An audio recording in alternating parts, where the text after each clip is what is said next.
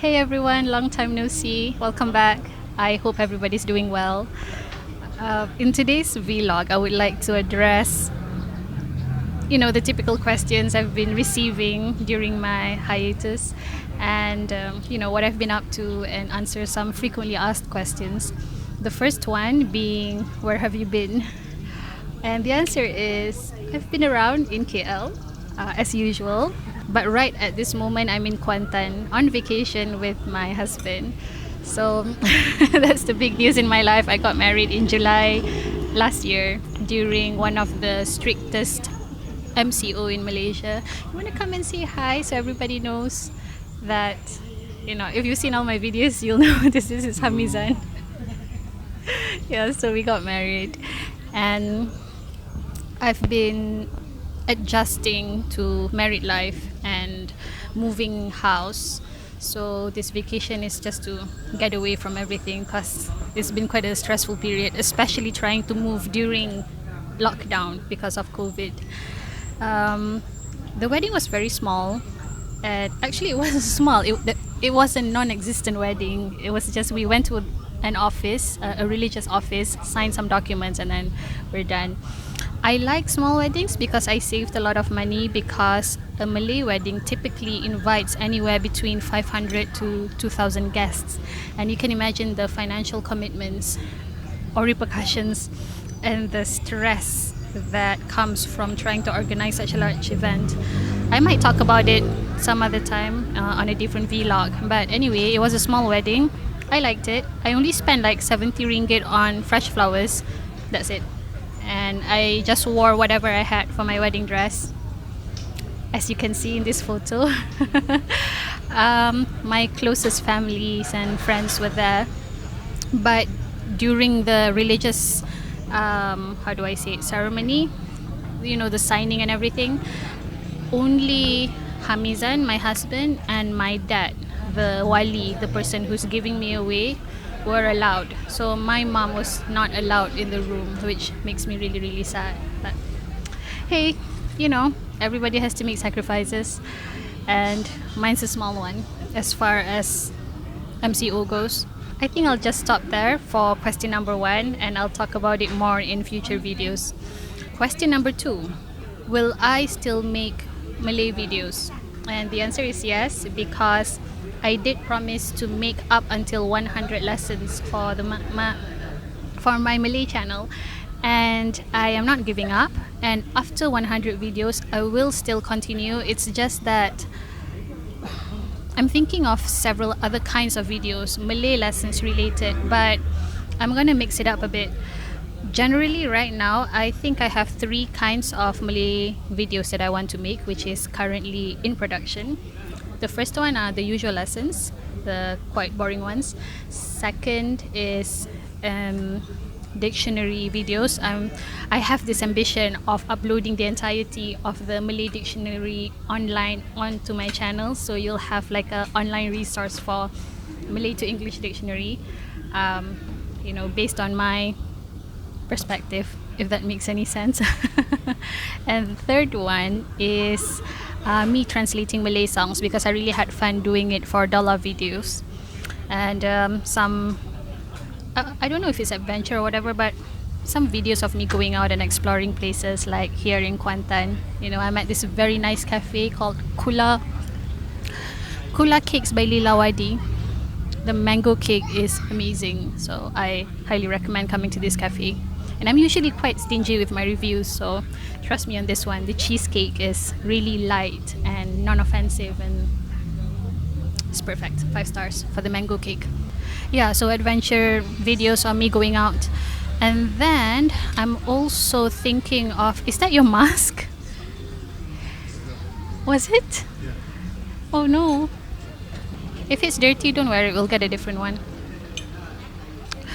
Okay, other than that, I'm thinking of shifting to a different direction, meaning I will still maintain my Malay videos, but I'm thinking of coming up with more vlogs of, what I do behind the scenes and where I go, something not so restrictive.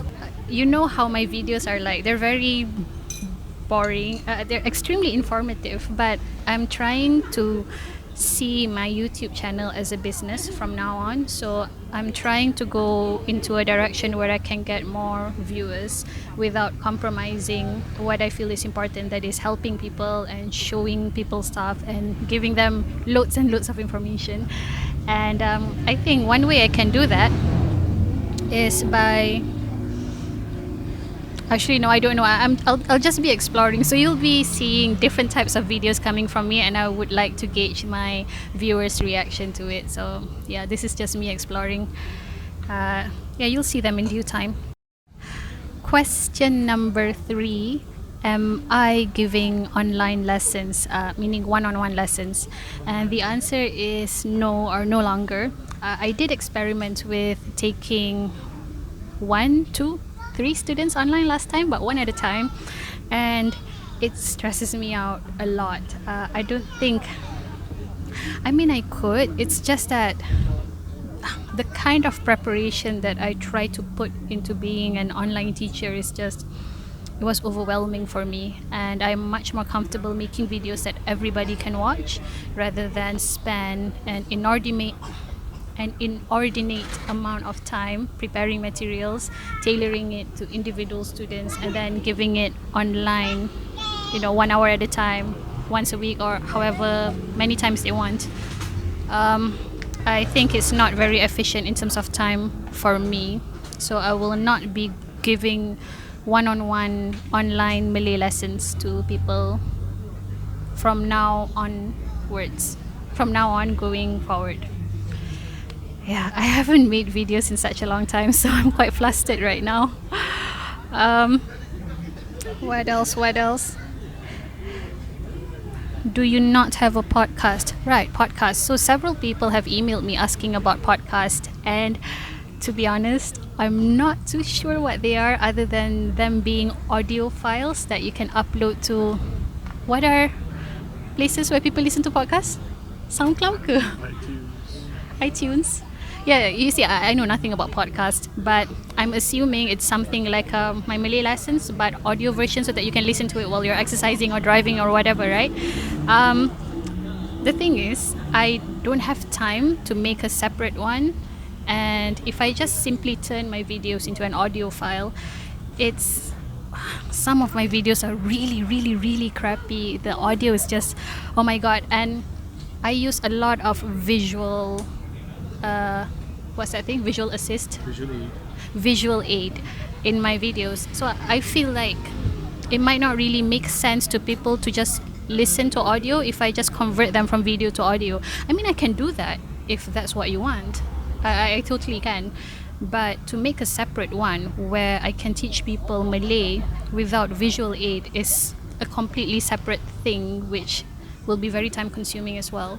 So I'm just going to focus on video, but I will take care to make videos with better audios in the future, because I understand that my older videos have very tiny volumes, and I apologize for that. I was very bad at all this. I'm still bad at it now, but at least now I have the sense to keep this close to my mouth, so please forgive me. So yeah, tell me if you want me to convert my videos into audios and upload it somewhere. I'll do it for you. I'm not discarding it. I might make podcasts in the future, maybe when I have more money and I can hire people and plan my time better. Then it is definitely in the realm of possibility, unlike me teaching one-on-one lessons. Okay, what else? Malay book. Yes, I would love to write a Malay book. In progress, but stunted as of now.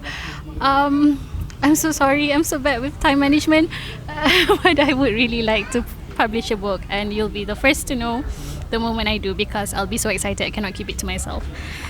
Same with online course. I would love to create an online course to teach people Malay, so that you can just purchase it, and then I can have extra income to continue what I'm doing, since I'm going to take this seriously from now on. I should prioritize that. Yeah, no update as of now. I have a lot of things to do, but right now I'm just focusing on videos and exploring my areas of interest. I think that's it for questions. So I guess what I want to say in the end is I want to treat my YouTube channel as a business and earn income from it, income that I can live on, and perhaps buy nice presents for my husband. And I've been reading a lot of books and watching a lot of successful YouTubers, and the direction is entertainment. And I'm a boring person. I don't know how to make jokes or make things entertaining, but perhaps if I share what I find interesting and what I'm passionate about with people, then perhaps, some people will like it. And that's what I'm trying to find out. The problem with me is that I have way too many interests.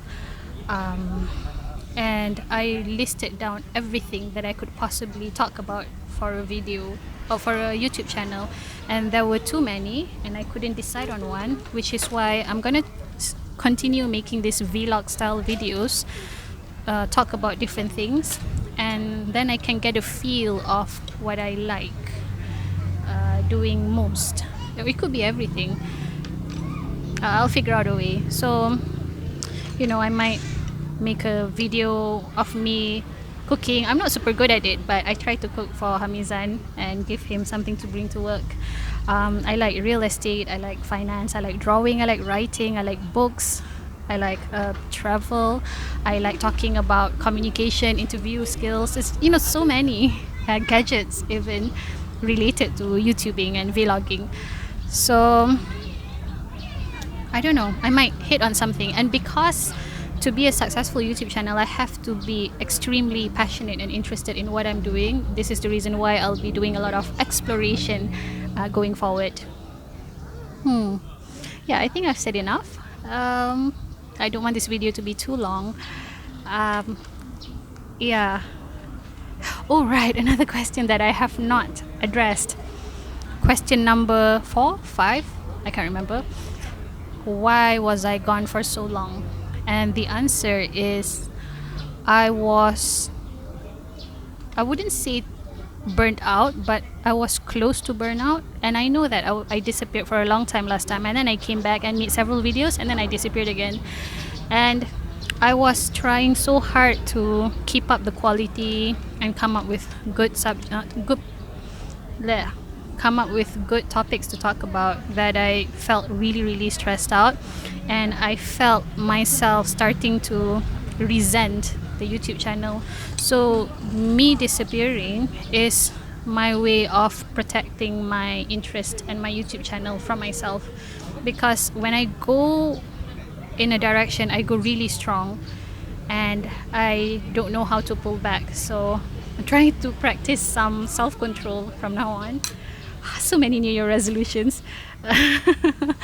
And just be more professional about this whole thing, because as some of you know, I started this YouTube channel on a whim. I started my first video because I wanted to teach people how to say apa khabar in Malay in a local way, and then it bloomed into this channel with 25,000 subscribers. All the low-hanging fruits I feel like I've plucked them, and now things are getting more and more difficult, so I need to be more professional about this whole thing. So that's why I disappeared, because I wanted that feeling of resentment to disappear and start again with positive feelings and excitement for this thing that I've chosen to do with my life. So I thank you, all my viewers who have been so supportive and so kind to me and asking after me. I am doing fine, I'm doing well. Malay is not my forte, but throughout the years of creating videos for Malay lessons, I grew to love it. It has occupied a very special place in my heart, and I don't think I can let go of something that I've worked quite hard on. So thank you for all viewers. Thank you for people who have stayed from the very beginning, even people who left I mean, I understand I was gone for a long time, and you need to move on to other things. And for new viewers, I appreciate all of you, especially people in my Facebook group who, you know, discuss so much about the language. It really makes me happy that people like my, my what do you call it, bahasa ibunda. Yeah, my mother tongue. Um, I'm thinking of starting a different kind of forum though. I mean, Facebook is great, but not everybody has Facebook accounts, so I'm toying with the idea of, I don't know, doing it somewhere where everybody can see it. Reddit? Discord? I don't even know how to use Discord. I just hear people keep mentioning it. But anyway, let me know your comments and your ideas, what you think about, what I should do with my channel. And I don't know, tell me about you. How have you been? During lockdown, what did you do? Did you learn any new skills, new language? Did you do anything exciting? My life is just, you know, being cooped up in the house because of COVID, and thinking of too many things and doing not much. So let me know. I'm very, very interested to read your comments. I do read comments on my channel, but I'm afraid of answering them because I feel guilty disappearing for a long time. I always do. And as always, I will try to do better. So thank you so much, everyone. I'll see you again very soon. Bye.